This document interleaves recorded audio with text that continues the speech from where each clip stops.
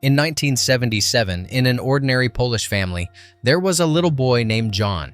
The kid fought every day for money, and it did not matter to him how big his opponents were. At the age of 10, John was almost expelled from school, and he realized that the most important thing in life was not to get caught.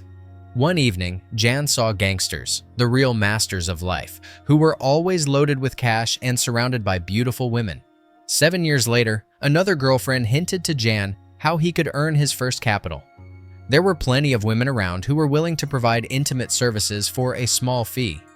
These girls were especially popular with visiting Arabs, so Jan became a pimp and began to make in a single day as much as his taxi driver father earned in a month. If problems arose, Jan solved them with his fists. From one of the clients, the young man found a suitcase full of cash. Jan tried to steal it, but the Arabs surrounded him. At that moment, the young man realized that what he enjoyed most in life was adrenaline and the feeling of power, so he beat the visitors severely. It was then that he was first noticed by Walden. By 1996, John was already a foreman in a gang. He commanded 30 men. Another girlfriend suggested robbing postal couriers. One of her clients had shared information with her. The loot could be worth 2 million zlotys. Jan shared his thoughts with the boss Mag, and he entrusted the organization of the robbery to an incredibly dumb guy nicknamed Lomek. The man gave the team assignments. Jan and Lomek were supposed to get weapons, but the fool managed to blab to every gangster in the city about the job they were going on so that they would support them. Thus, Jan ended up in the company of idiots who attacked the cash-in-transit vehicle. The whole thing took 20 seconds, but the robbery was poorly organized, and the consequences could have caught up with them at any moment. That evening, the gang went to a bar to celebrate their successful operation. There, our hero saw Walden again. He was working as a waiter. Very soon, Jan was arrested, but not for the robbery. During a recent fight with football fans, he had punctured a man's lung. Meanwhile, the gang continued to squander the postal workers' money. As Jan had predicted, a couple of months later, they were all busted. 24 people were arrested. The organizers received 15 years. The lackeys, from 3 to 7. Thanks to a fortunate turn of events, Jan served only a year and a half. Although he lost all his property, he had to start all over again. Jan picked up that waiter he had met in the bar, and after checking him, took Walden into his team. Jan was at the top of the organization. The main rule was not to touch women and children. Only 4 foremen had access to him. The others did not know whom they were reporting to. Unlike the first crew, Jan trusted these men. Crater, an excellent tech guy. Gollum, a real tank who was always the first to go into battle. And Tisik, a joker and a killer. During one of the robberies, Jan noticed a photograph of a pretty girl, and the next day he dropped by the university where she studied to see her in real life. 3 years later, Lomek was released from prison.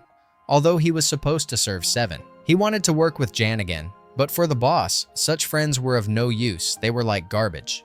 At the bar, Jan once again saw Magda and made a move on her, while her boyfriend was handled by Walden, the guard dog. The man was forced to go home so that he would not have to spend the rest of his life working just to pay for medicine. On their first date, Jan, of course, did not admit that he was the leader of a criminal organization, although Magda suspected that she was dealing with a gangster. Be that as it may, she gave herself to him that very night. Lomek was offended that he had been called trash, so the next time, he brought an entire gang with him. Jan was brutally beaten by 6 men, and if they had shoved him into the trunk, he would have been found in pieces.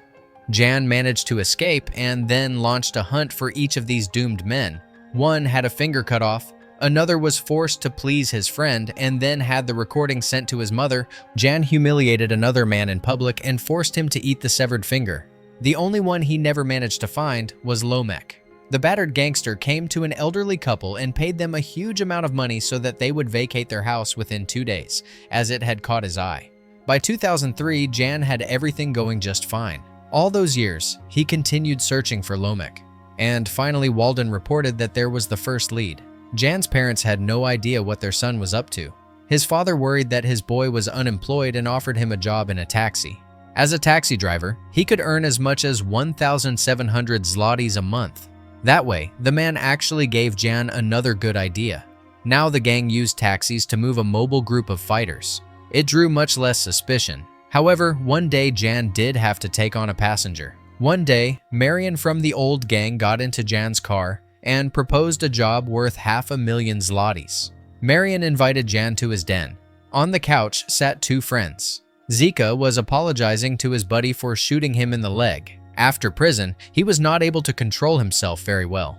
One of them proposed a job. They were planning to kidnap the 16-year-old daughter of a poultry farm owner. Jan shut him up immediately. He never dealt with children. That was his principle. As he was leaving, the gangster noticed that the wounded man had died from blood loss.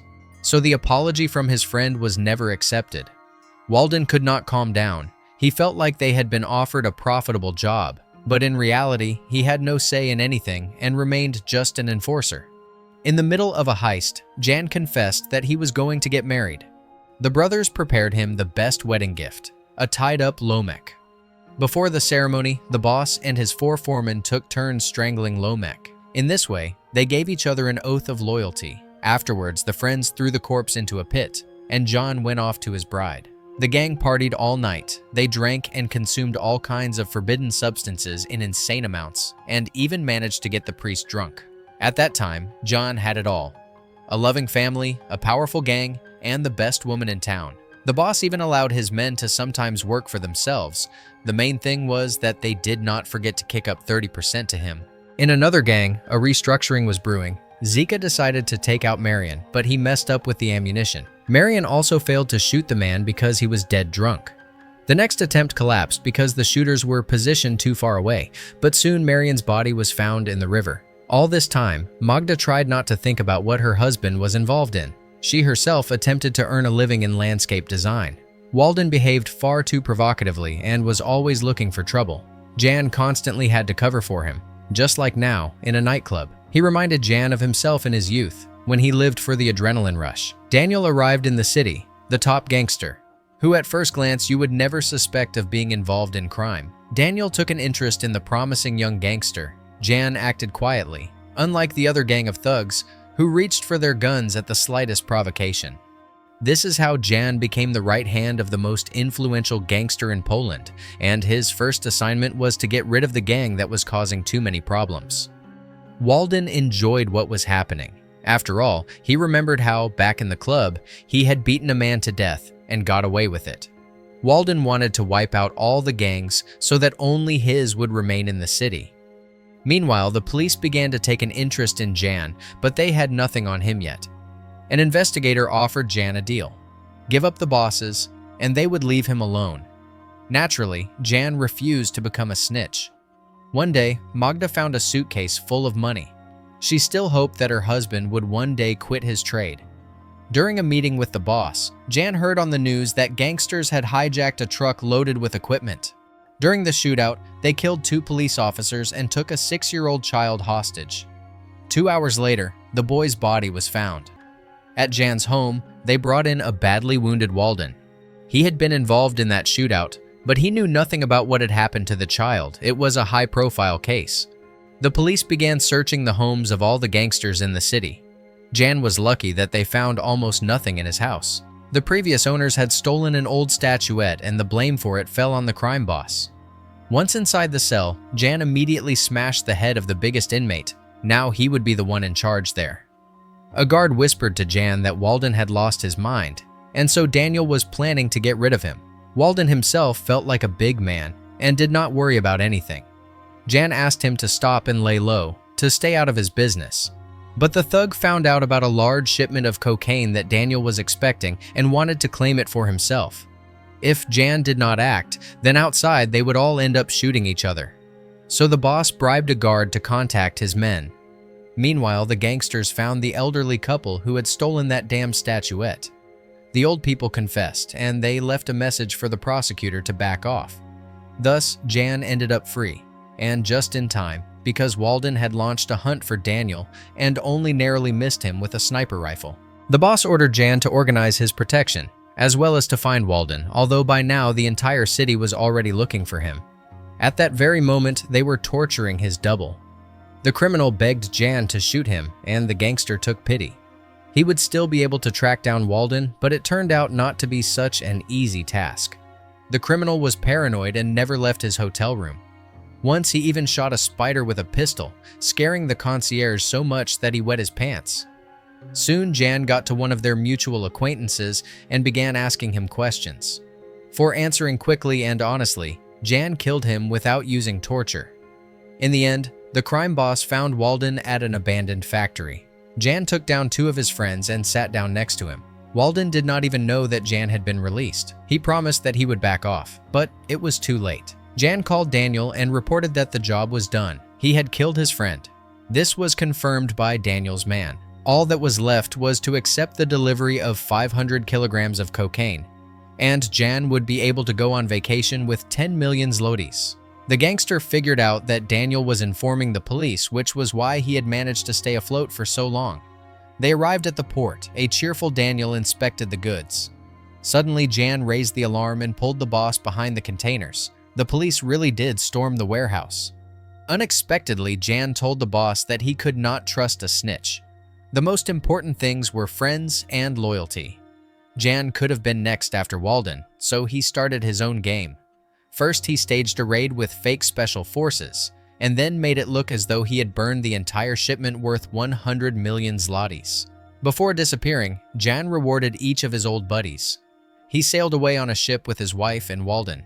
Jan only staged his death by giving his friend a strong sleeping pill. However, the friend panicked when he realized they were in the middle of the sea.